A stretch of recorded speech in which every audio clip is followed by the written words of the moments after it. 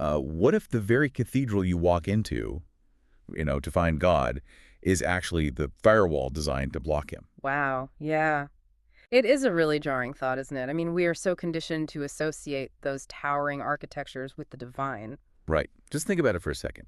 Whenever you walk up to a massive ancient basilica or even like a sprawling modern megachurch, there's this overwhelming, almost engineered expectation of awe. Oh, absolutely. The sheer scale of the stone alone does that. Exactly. Yeah. The vaulted ceilings that just swallow your voice, the intricate stained glass, the heavy silence, it all feels so solid. It feels permanent. Mm-hmm. You walk through those heavy wooden doors, and the building itself basically tells you exactly where the power is.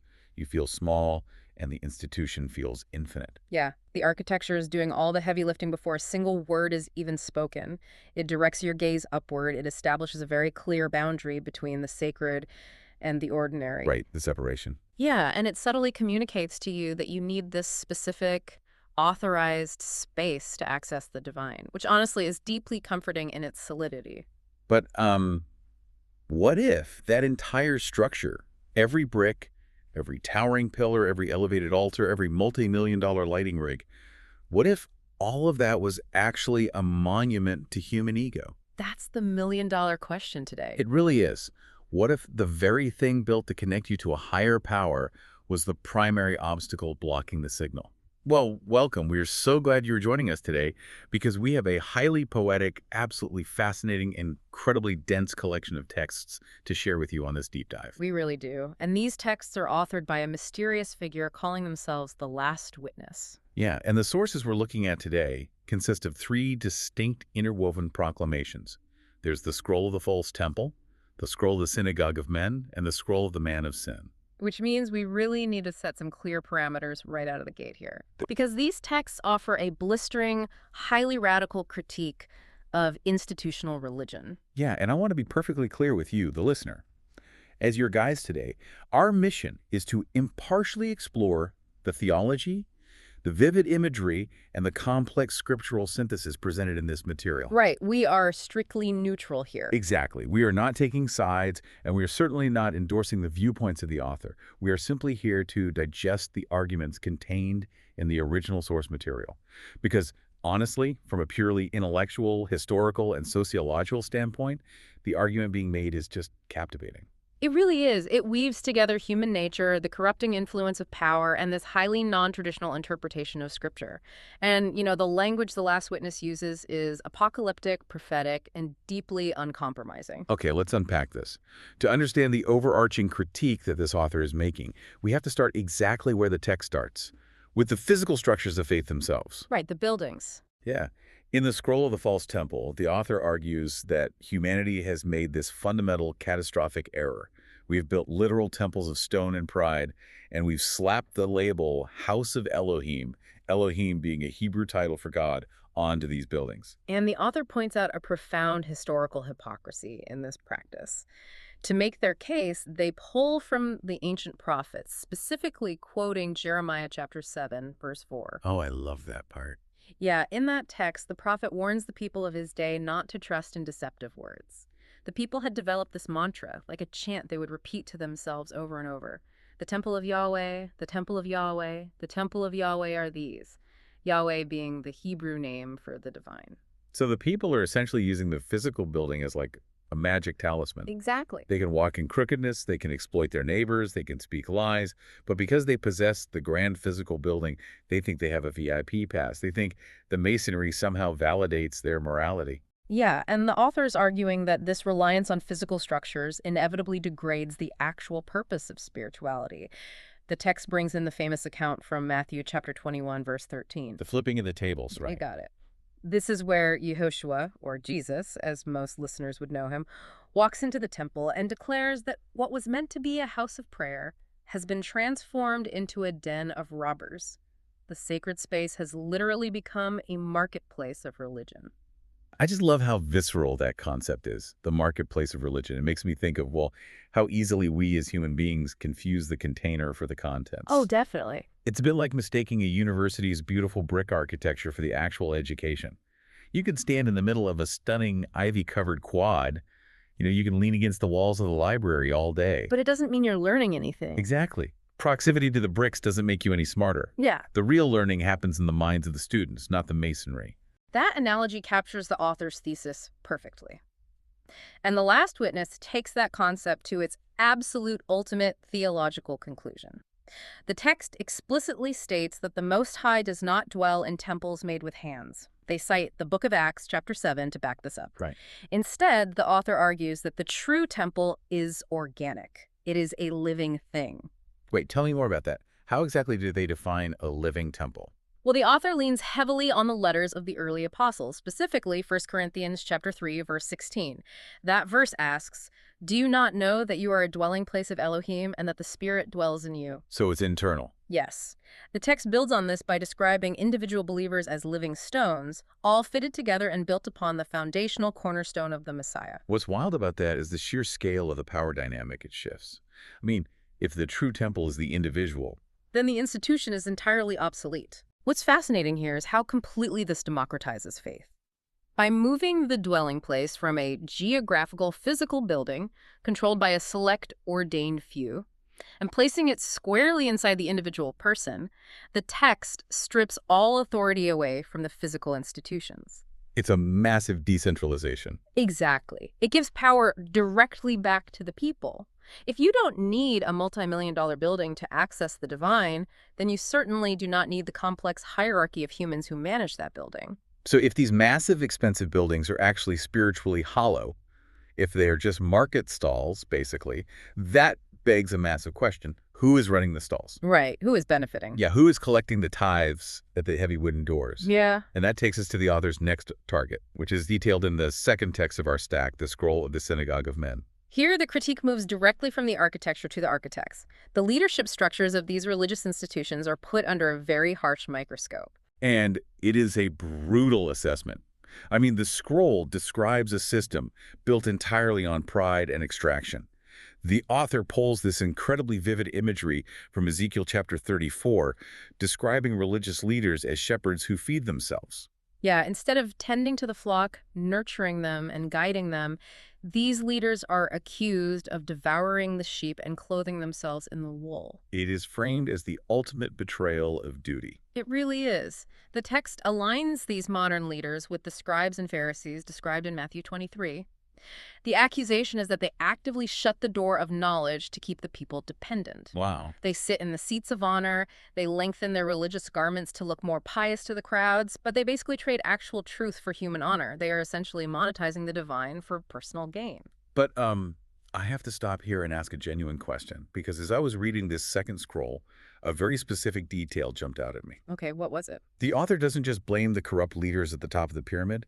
The text actually points out that the flock wants this system. Yes, the text absolutely addresses the demand side of the marketplace. Right. Like, why do people keep flocking to them? The scroll cites 2 Timothy chapter 4, verse 3, noting that there is a time when people simply will not tolerate sound teaching. Instead, they have itching ears, and they actually heap up teachers for themselves to give them smooth words. Yeah. If these systems are so corrupt, and they extract so much from the flock, literally devouring the sheep, as Ezekiel says, why on earth do human beings volunteer for this dynamic? It is the core psychological insight of this entire scroll. The text exposes this marketplace of religion as a very willing two-way transaction. Human beings, generally speaking, naturally gravitate towards structured authority. We want someone to tell us what the rules are. Yeah, in a checklist. Exactly. We want a checklist for salvation or enlightenment. Because true, unmediated freedom is terrifying. It is incredibly heavy. I mean, individual spiritual accountability requires constant self-reflection. It requires wrestling with difficult, uncomfortable truths in the quiet of your own mind without a safety net. So what do? We find an easy way out. We outsource the heavy lifting. We hand over our spiritual autonomy to a hierarchy, what the author calls the synagogue of men, in exchange for those smooth words. We get the comfort of a community, a predictable routine, and the illusion of safety. And in return, the leadership gets power, honor, and resources. Exactly. The leaders eagerly exploit the people's deep-seated desire to avoid the hard, lonely work of genuine spiritual growth. So it's a symbiotic relationship of spiritual avoidance. The leaders get their egos stroked and their pockets lined, and the followers get a hall pass on personal accountability. It's a closed loop. A closed loop that the author believes is entirely rotten at its core and fundamentally opposed to the truth. Which brings us to the climax of the source material. We've deconstructed the false buildings. We've exposed the corrupt, symbiotic relationship of the leadership and the followers. Now, the text takes its argument to its ultimate, most radical conclusion in the scroll of the man of sin. Right. This is where the last witness redefines the ultimate villain of eschatology. Eschatology being the theology of the end of the world. When most people hear terms like man of sin or anti-Messiah or anti-Christ, they picture a Hollywood movie. Yeah, supervillain. They picture a single charismatic political dictator who rises up out of nowhere, sets up a global government, and forces everyone to get a barcode tattoo. But the author argues against that popular idea entirely. The text relies heavily on the letters of Shaul the Apostle Paul, specifically 2 Thessalonians chapter 2. In that letter, which was written in the 1st century, Shaul writes that the secret of lawlessness is already at work. Already. That's the key word. Yes, the author of these scrolls leans all of their weight on that word. Let's look at the mechanics of that logic. If this force of lawlessness was already active and operating thousands of years ago, it cannot merely be a future political dictator waiting in the wings of modern history. Here's where it gets really interesting.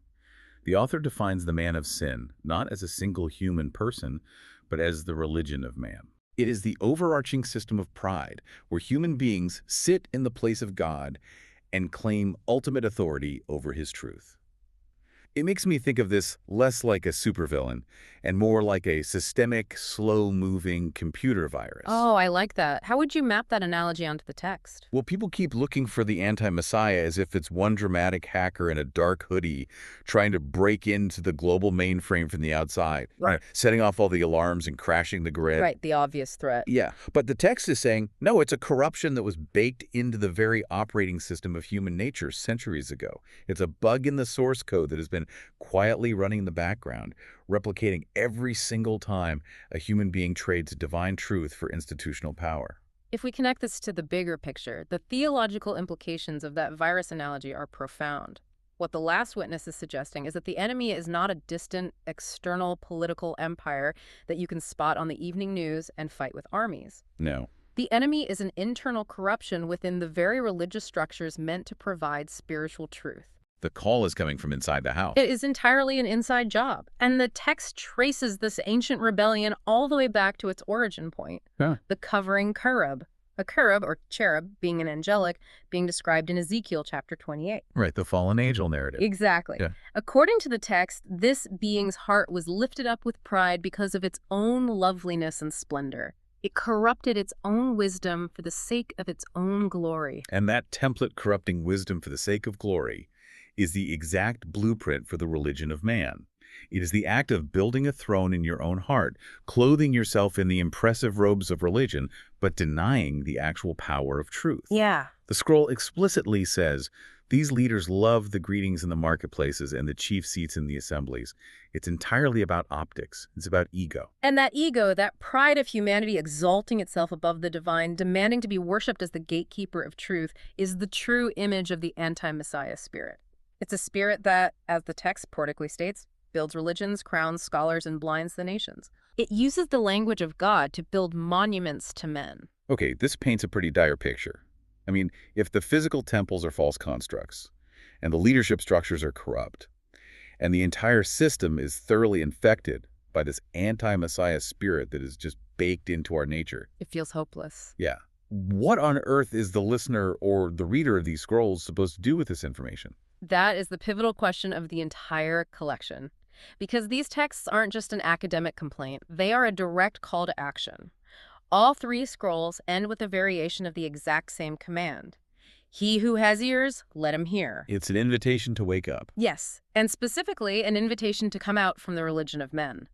The author promises that this corrupt system is not going to last forever. They speak of a coming event called the Day of Yahweh, which they describe approaching like a furnace. A purifying fire. Exactly. This divine fire will act as a cosmic purifier. It will test every single work of man. The walls of human pride will crumble, and the false temples of stone and commerce will burn to ashes, just as that covering cherub was historically turned to ashes upon the earth.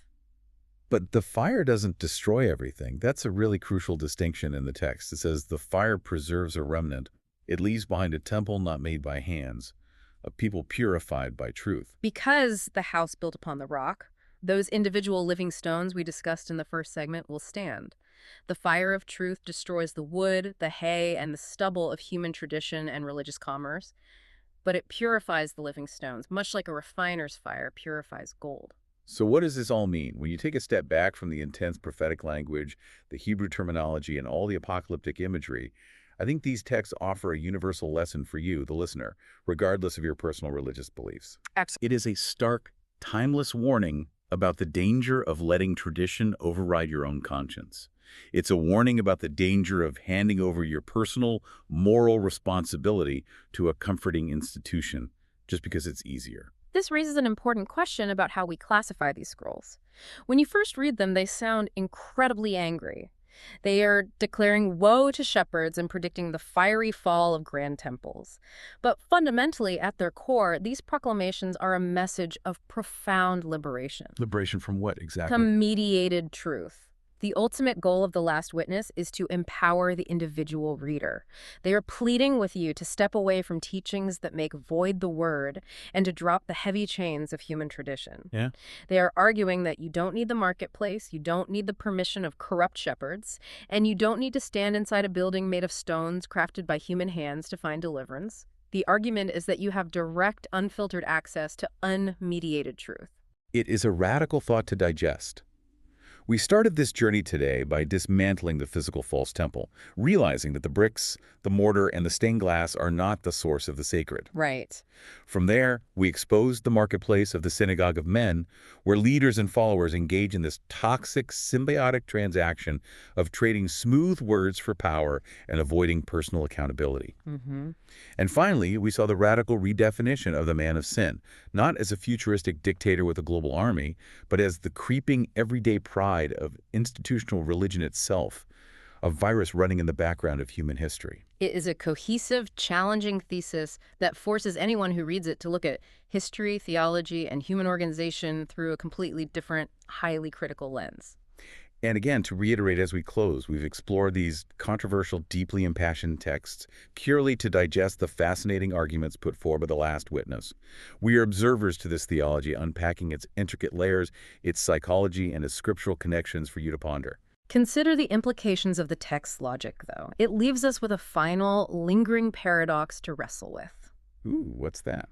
Well, if the true temple is meant to be made entirely of living stones, individual, spiritually liberated people, and if every formal hierarchical structure eventually falls into the trap of pride and commerce, as these texts so passionately suggest, how does a community of living stones stay together without accidentally building yet another synagogue of men out of their own traditions? A terrifying thought to end on. We want to warmly thank you for joining us on this deep dive. Until next time, keep questioning the structures around you.